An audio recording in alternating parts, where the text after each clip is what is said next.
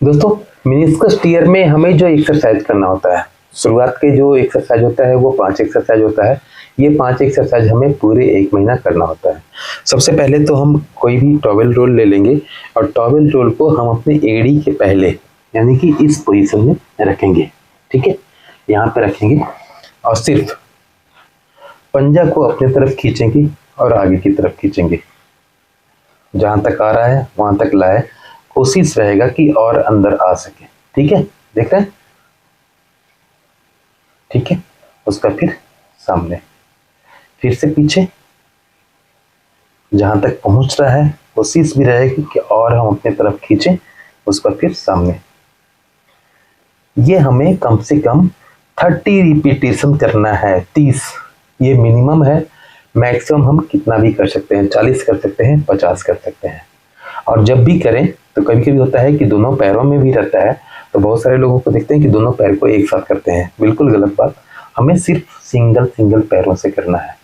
ठीक है, और अपना जितना ताकत है, जितना शक्ति है, हम सीधा करने में भी लगा देंगे और पीछे जितना आ रहा है वहां तक भी लगा देंगे। ठीक है, ये 30 रिपीटेशन हो गया। 30 रिपीटेशन को हम 40 भी कर सकते हैं, 50 भी कर सकते हैं।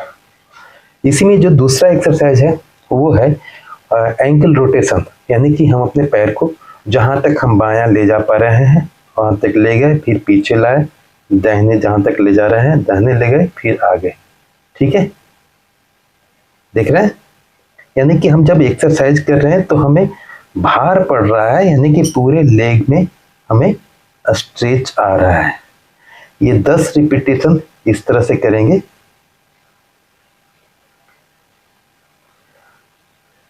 और फिर 10 रिपीटेशन इस तरफ से करेंगे एंटी क्लॉकवाइज। ठीक है, ये एंटी क्लॉकवाइज हो गया।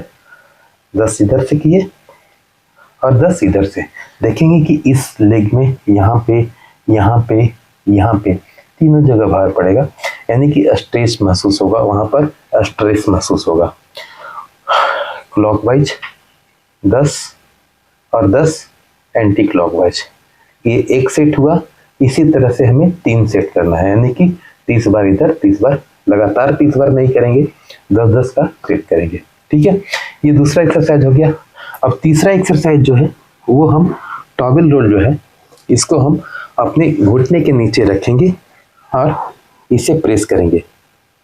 ठीक है, इसको नीचे प्रेस करेंगे। हमारा एड़ी नीचे सटा हुआ रहेगा और सिर्फ हम यहाँ से नीचे प्रेस कर रहे हैं इस टॉवेल रोल को। 10 सेकंड तक रोकेंगे, फिर से नॉर्मल, फिर से प्रेस किए, फिर से नॉर्मल। देखेंगे कि अगर आप प्रेस करें ये हल्का ज़्यादा मोटा लग रहा है, ज़्यादा प्रेस नहीं हो रहा है या फिर भार पड़ रहा है, तो हम इसको थोड़ा सा ढीला भी छोड़ देंगे, यानी कि हल्का खोल देंगे, ताकि हम इसको सही से प्रेस कर सकें, अपना भार इस पर दे सकें। ठीक है, प्रेस कर लिए मैं, 10 सेकंड तक रोके, उसका फिर नॉर्मल, फिर से प्रेस किया, फिर से 10 सेकंड तक रोके, फिर से नॉर्मल। ये भी हमें कम से कम 30 बार करना है।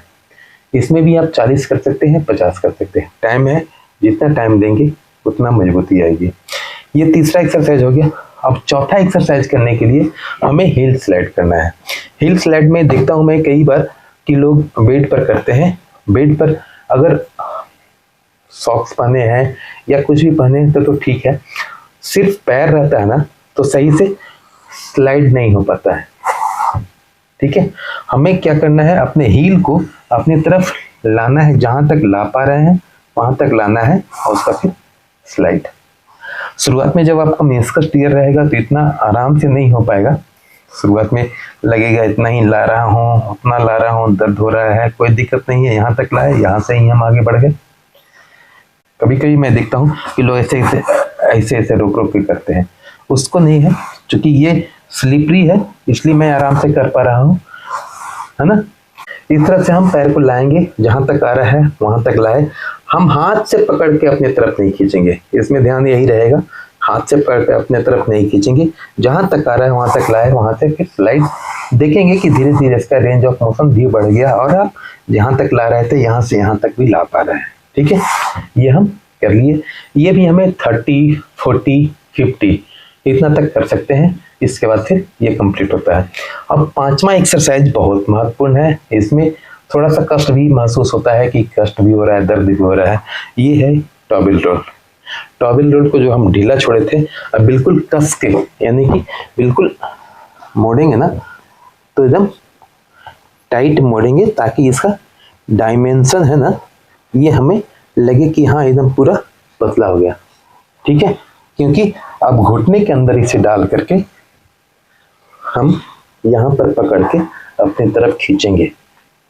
ठीक है, शुरुआत में तो पहला दिन ऐसे करेंगे तो कुछ खास महसूस नहीं होगा। अपनी तरफ खींचे, खींच करके 5 से 10 सेकंड तक रोके, रोकने के बाद फिर नॉर्मल। अगर बैठ के कर रहे हैं तो बैक सपोर्ट ले लें तो ज़्यादा आसानी होती है पैर को खींचने में। अगर बैठ के नहीं कर रहे हैं तो आप इसे खड़ा होकर के भी कर सकते हैं। मैं बताता हूँ, पहले इस तरह से करके 1, 2 दिन, 3 दिन तक इतना ही करें, क्योंकि इतना में ही भार लगने लगेगा। इसके बाद क्या होगा कि जब 2, 3, 4 दिन कर लेंगे तो अब आप इस पर ज़्यादा लोड दे सकते हैं। और लोड देने के लिए 10 सेकंड 15 सेकंड तक यहाँ पर रुकना है, उसका फिर नॉर्मल। 2-3 दिन करने के बाद अब इस पर हम थोड़ा सा अपना बॉडी वेट भी डालेंगे, क्योंकि अभी धीरे धीरे इसको हैबिट हो रहा है अपना पैर फोल्ड करने के लिए। ठीक है, हमें कभी भी कंप्लीटली फोल्ड नहीं करना है, ये पूरा सही से फोल्ड एकदम बिल्कुल होना चाहिए। कोई देखते हैं कि बांध देते हैं, बांधने से भी उतना ज़्यादा नहीं रहता है। हमेशा बनाए इस तरह से करके और अपना ये 5 उंगलियों पर अपना वेट डालें। ठीक है, और घुटने पर भी रहे। मैं किसी को देखता हूँ उसमें गलती क्या करते हैं, पूरा इस पे वेट डाले रहते हैं और इस पे वेट बहुत कम रहता है। नहीं, हमारा क्या है कि हम उंगलियों पर रखें ताकि हमारा बॉडी वेट यहाँ पे पड़े, घुटने पर, है ना। जब हमारा सर घुटने के ऊपर रहेगा ना तो हमारा बॉडी वेट यहाँ पर पड़ रहा होगा। कुछ सपोर्ट के लिए, चूंकि स्टेबल रहे हम, इसलिए हम पैर को या हाथ को नीचे रख लेंगे ताकि हमारा स्टेबल यहाँ पर हम बॉडी वेट डाल सकें। यहाँ पर 15 सेकेंड या मैक्सिमम 30 सेकेंड तक जाएं, उसके फिर नॉर्मल। ठीक है, फिर से मैं करके दिखाता हूँ। मोड़े, आगे की तरफ गए, रोके, 15 सेकेंड हो गया। शुरुआत में 5 सेकंड में भी दिक्कत हो सकता है आपको, 10 सेकंड में दिक्कत हो सकता है, लेकिन हमें 15 से 20 सेकंड तक जाएं और उसके बाद फिर नॉर्मल। इस चीज को आप खड़ा होकर के भी कर सकते हैं। खड़ा होकर के करने के लिए आप किसी भी बेड पर अपना एक पैर रखें जिस पैर में करना है और खड़ा होकर के अपने घुटने के अंदर डालें और आगे की तरफ झुक जाए बेड पर ही, तो वहां पर भी आप अपने घुटने पर ये पूरा बॉडी वेट डाल सकते हैं। ये भी हमें कम से कम 30-30 सेकंड का अगर करते हैं तो 10 रिपीटेशन करना है। अगर 15-15 सेकंड का करते हैं तो हमें 20 रिपीटेशन करना है। टोटल हमारा बॉडी वेट घुटने पर जो देते हैं वो हमें 5 मिनट का होना चाहिए।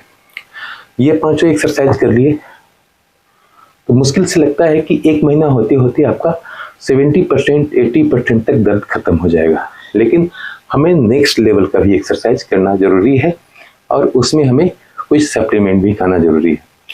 शुरुआत के दिनों में अगर सप्लीमेंट खाएंगे तो जहाँ तक मेरा अपना थेरेपी है, मेरा अपना एक्सपीरियंस है, बहुत ज़्यादा फायदा नहीं होने वाला है, आगे चल के वो नुकसान करता है।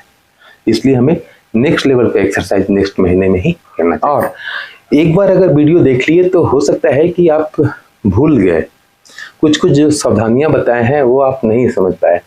कोई बात नहीं, हमें दोबारा देख लेंगे, सही से समझ लेंगे, उसके बाद करेंगे। ठीक है, तो इस तरह से क्या होता है, कभी कभी मैं देखता हूँ कि बहुत सारे लोग एक बार वीडियो देख लिए, दिमाग में आ गया कि हाँ ये करना है और उसके हिसाब से करने लगे। वीडियो अगर 2, 4, 5 दिन 10 दिन बाद फिर से एक बार देख लेंगे तो सभी कुछ रिवाइज हो जाएगा, क्योंकि कुछ सावधानियां जो मैं बताया हूँ। बहुत सारे लोग करते क्या है कि पैर यहाँ पे रखे और उनको पता है कि हाँ 30 बार अप एंड डाउन करना है, तो इस तरह से कर रहे हैं। अब इस तरह से कर रहे हैं तो इसमें हमारा कोई फर्क नहीं पड़ रहा आपके घुटने पर, ठीक है, ये नॉर्मल हो रहा है। ये इतना जल्दी जल्दी करने की जरूरत नहीं है, करने की जरूरत है हम पूरा टाइट करके अपनी तरफ खींचे पंजे को और फिर आगे की तरफ पूरा, है ना। तो ये 1 2 बार 3 बार देख लेंगे ना तो समझ में आएगा। गलतियां तो होना ही होना है, लेकिन थोड़ा सा कम करेंगे, ठीक है। रोटेशन में भी देखता हूँ बहुत सारे लोग एंकल रोटेट करने के लिए मैं बताया हूँ कि जिस तरह से बायां पीछे दाहिना आगे इस तरह से हो जिसमें कि हमें भार पड़े, तो क्या करते हैं, इस तरह से बैठे हैं, इस तरह से कर रहे हैं, कोई फर्क नहीं पड़ रहा है, आप सिर्फ टाइम पास कर रहे हैं। ये सब गलतियां ना करें, ठीक है। क्योंकि घुटने को जल्दी ठीक करना है तो हमें कम से कम 1 से 2 महीना एक्सरसाइज करना पड़ेगा, और नहीं तो फिर डॉक्टर लोग तो ऑपरेशन के लिए बोलेंगे ही।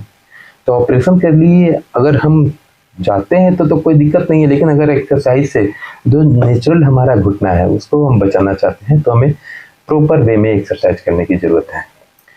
किसी को मैं देखता हूँ कि 3rd एक्सरसाइज में क्या करते हैं, जहां तक आ रहा है, जहां तक ला रहे हैं उतना ही तक, और ये काउंट कर लिए कि हाँ ये 30 हो गया और हो गया, नहीं कुछ होने वाला है। धीरे धीरे हमें रेंज ऑफ मोशन जहां तक आ रहा है वहां तक ला रहे हैं, वहां तक से सीधा कर रहा है, फिर जहां तक आ रहा है ला रहे हैं, वहां से फिर सीधा कर रहे हैं। ये सही तरीका है। शुरुआत में हो सकता है इतना ही आए, कोई दिक्कत नहीं, हम यहाँ से ही सीधा करेंगे, लेकिन करेंगे यहाँ से फिर यहाँ लाएंगे, यहाँ से सीधा करेंगे। ये हो गया, इसमें भी हो गया। तो मैं देखता हूँ किसी किसी को यहाँ पर ऐसे करके बैठे हैं, लेकिन हमारा ना बॉडी वेट पड़ रहा है, ना हम इसको सही से खींच पा रहे हैं।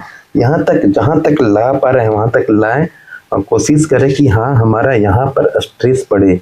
ये जब हमारा बीच में रहता है ना, ये दोनों आपस में हटता है, यहाँ पर से हमारा चूंकि दोनों हड्डियां आपस में टकराई तब तो मेनिस्कस क्लियर हुआ, ठीक है।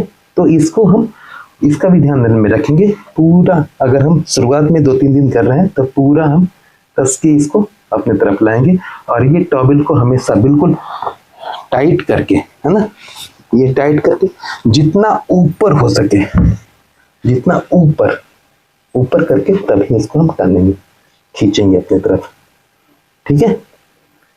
10 सेकंड 15 सेकंड रोके, उसका फिर नॉर्मल। इसमें ये गलतियां ना करेंगे।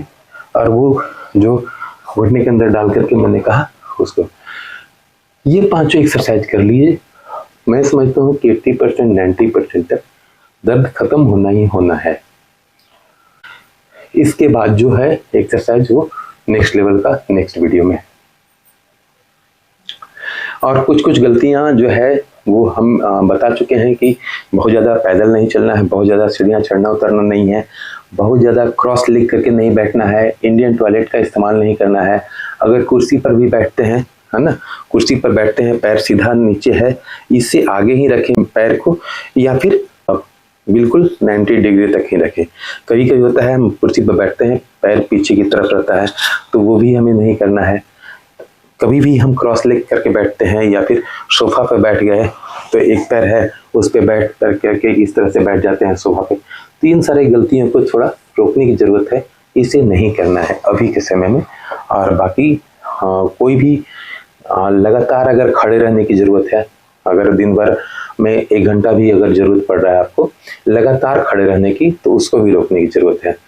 जैसे ही आप 10 मिनट 5 मिनट खड़े होते हैं और दर्द होना शुरू हो गया, उसी समय आपको 2 से 3 मिनट के लिए रेस्ट ले लेना है, अगर मजबूरी है खड़ा रहने के लिए तो, ठीक है। इसके अलावा कुछ है, जैसे वज्रासन है, इस तरह से बैठने की आदत होता है किसी किसी को, इसमें नहीं बैठना है, इस पोजीशन नहीं बैठना है, क्योंकि बहुत सारे कम्युनिटी में इस तरह से प्रे भी किया जाता है, नमाज पढ़ा जाता है। बहुत सारे पूजा करने के दौरान हम लोग ये क्रॉस लेग करके बैठते हैं, ठीक है। तो इसको भी अभी अवॉइड करने की ज़रूरत है। बाकी सभी एक्सरसाइज कीजिए, ये कम्प्लीटली 80% 90% तक कम हो जाएगा। नेक्स्ट लेवल का करेंगे तो हमारा 100% ठीक हो सकेगा।